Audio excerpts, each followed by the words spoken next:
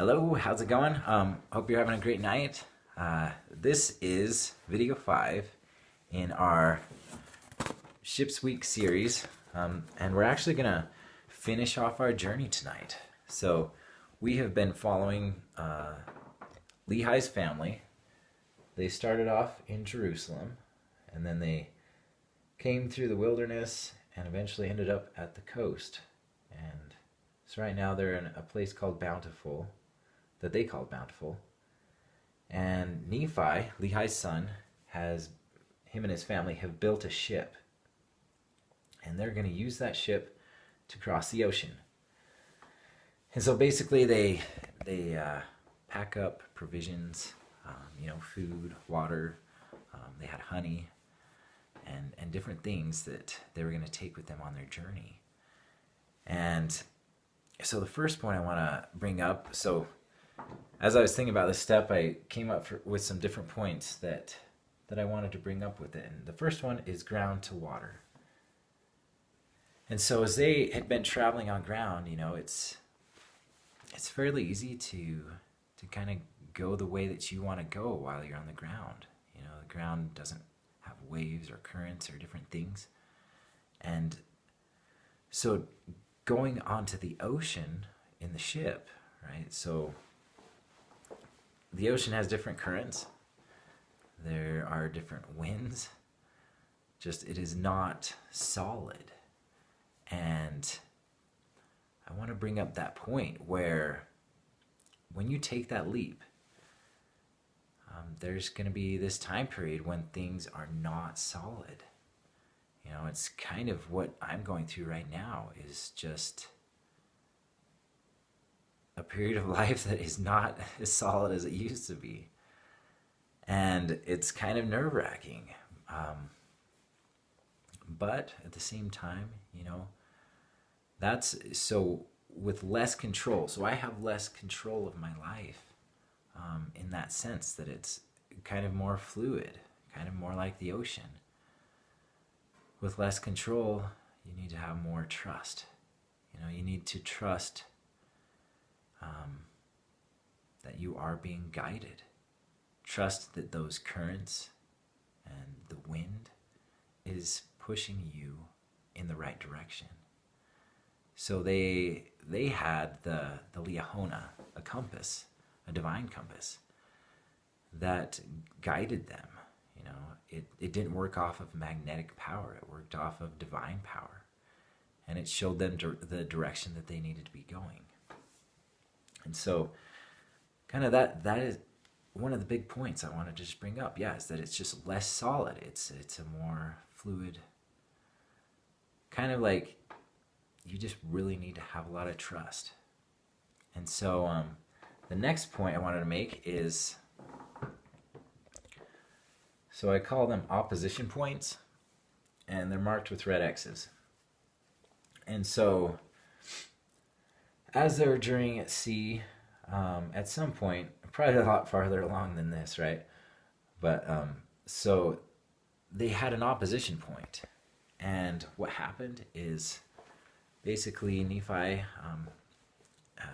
a couple of his brothers and other members of the party started just kind of forgetting what power had brought them there to that point, to the point that they were just, starting to be rude and kind of make themselves merry and being just frivolous kind of thing, and really forgetting that power that they were on a sacred mission. And with anything that, so with these calls, it really is a sacred call that you receive.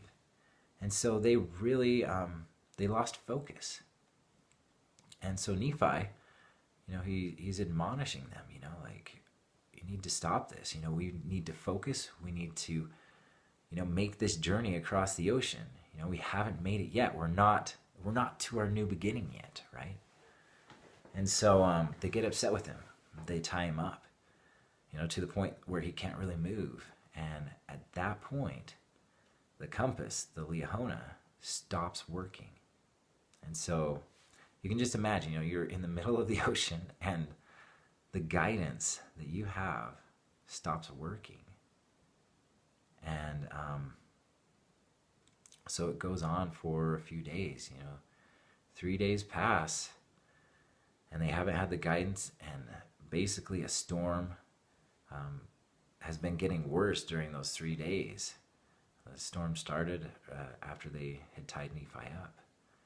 And Nephi's wife, his kids, his parents, Lehi and Sariah, they, plead with his brothers, Laman and Lemuel, to free him, to untie him, and they don't. And so they're basically not making progress, and they're actually going backwards a little bit in their journey. And so that was an opposition point. And a couple more.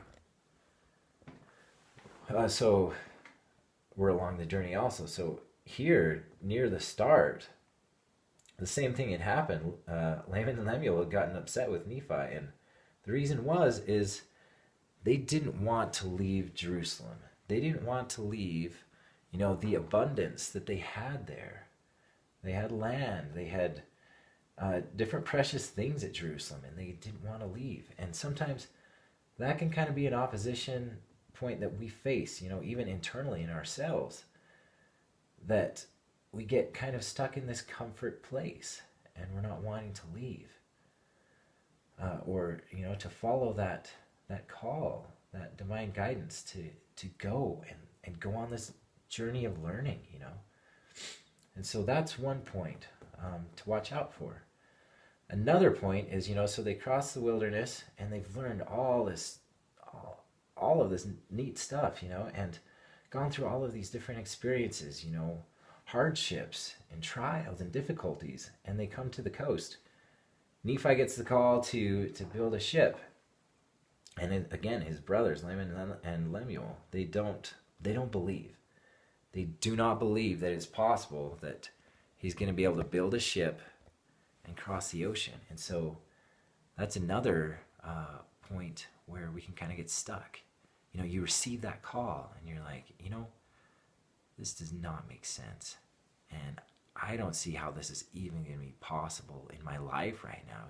My life is just not in a place where I could pursue something like that or do something like that. And you can really create all of these different excuses for yourself, really. And, I've done it. But the big thing is that you have received that call, and to believe it. Believe in that power. And so Laman and Lemuel, they try to kill Nephi. But he's protected by divine power. And I wanted to just share a few of his words that he says to them at that point. And this is in the first book of Nephi, and it says, "If God had commanded me to do all things, I could do them." And it really is said so simply, right? But that is such a powerful phrase. He could do all things if God had commanded him to do that. If he had received that divine inspiration, he could follow it and complete it. And that's with all of us. You receive that call, that feeling in your heart that you need to accomplish something, that you need to be something, that you need to do something in your life. Believe it, and work at it. Ask for help on how to do it, because help is there.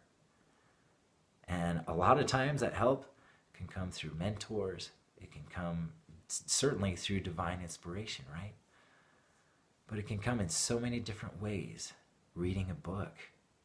I've had points in my life where I've been stuck and just like not sure how to move on, or not sure how to, get into a better mindset.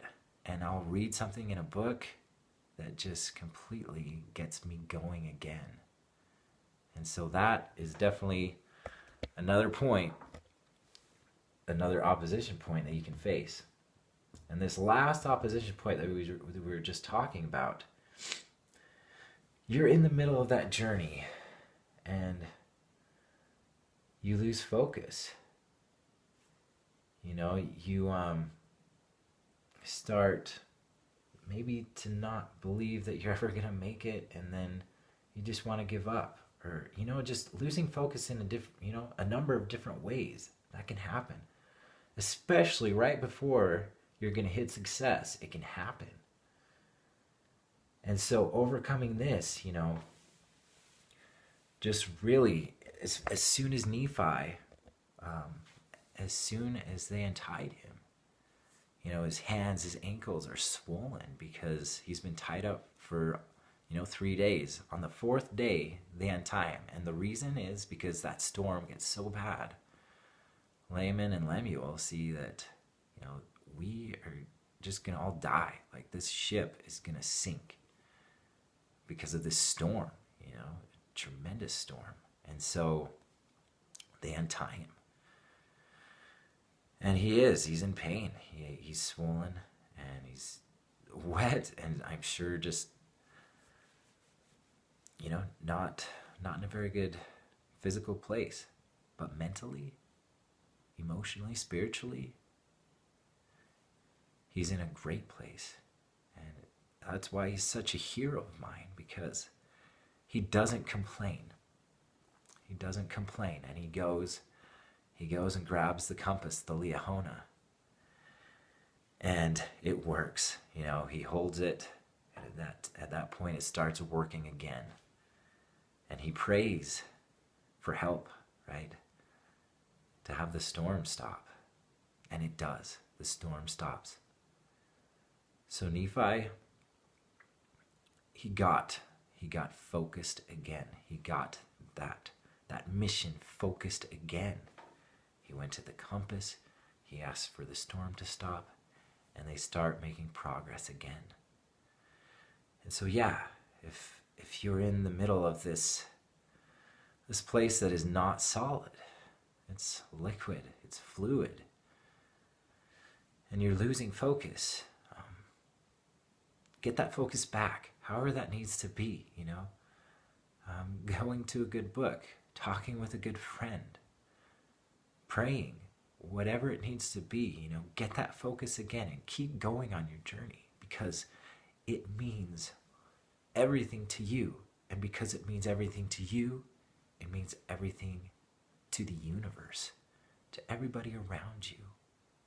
If everyone were really seeking to make the most of their own lives, we would make the most of everybody's lives around us. And that's something so critical. All right, so they continue on their journey, and a time later, many days later, whatever it was, they arrive at the promised land. They land. And so I wanted to bring up a couple points with that. Abundance to all caps, abundant, right? So I was working some numbers to try and compare.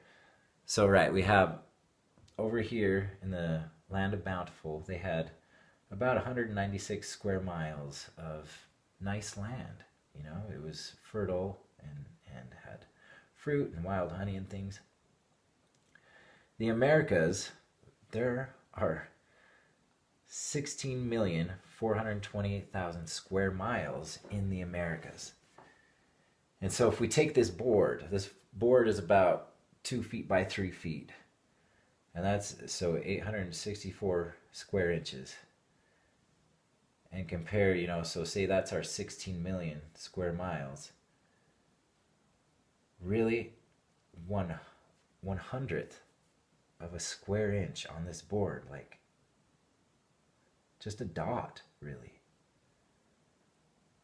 That's comparable to the land Bountiful, right? 100th of a square inch. So just this little dot compared to this entire board, so they may have felt abundance here, they may have felt abundance here, but nothing like the abundance that they were going to receive in the Americas. All right, and so the same with us, you get that call, you get that call to make this journey, to go for it. You know, there is something unimaginable at the end of that journey for you. You know, right now I'm kind of in mid-ocean and just pushing along, you know, doing my best. Whatever inspiration I receive, whatever feelings I get to do something, I try and do it. And I really am trying my best, you know. And I hope that you can do the same. Do your best. You feel that feeling to do something, you know, do your best to do it. And the last point I wanted to make here is with visualization. All right, so on their journey, Nephi, here near the beginning, you know, Albeda, the valley of Lemuel, he receives visions, you know, different visions, and one of them is about the Americas. So he sees the Americas, and he sees his posterity in the Americas. He sees that promised land, that new beginning, right? So that whole new beginning, he sees it. And that's the power of visualization. So I'm just thinking, man, he received that vision back here, right? He carried that vision with him through this entire time, across the ocean, across the wilderness, wherever he was, he had that vision with him. And I'm sure that it was a power to him. It was a power to him to keep moving along. And everything that I've learned about visualization is that you take that vision and you focus on it. And you make it real right now, as real as it can be. You imagine those things. And so as you make it real, it solidifies more in your mind, and you feel the feelings that you feel as that promise or that vision is coming to pass, is in the process of coming to pass, right? But it's not like it's just going to happen because you're visualizing it. The way that it happens is you visualize and then you act. As you're visualizing, you'll get impressions, you know, inspiration of what you need to be doing. And as you act on that inspiration, your journey will come to pass, right? So they acted on the inspiration they received and made this entire journey across the wilderness. Then acted, built that ship, and crossed the ocean. And this journey across the ocean, from the land bountiful, Salala, to the Americas, it took them probably roughly a year, you know, so you might not see solid ground for a while. But you need to keep that trust and that faith and belief that what you're doing is right. And you need to follow whatever direction you receive. You know, you're going to get directions. And that's what's happened to me. I've received different directions and worked on different things. Like right now, I'm making these videos about ships and what it means to me. And this week has been phenomenal for me, you know? Like, all of this stuff, like, I didn't really have any of this stuff inside of my head before this week. You know, I knew about the journey that Lehi and his family took. I knew about this journey, but I had never really applied it to my own life. And so, like, you receive that inspiration and you just do it. You know, I love creating music, but I also love creating music and having a message to go along with it, you know? So this has been an incredibly powerful week for me.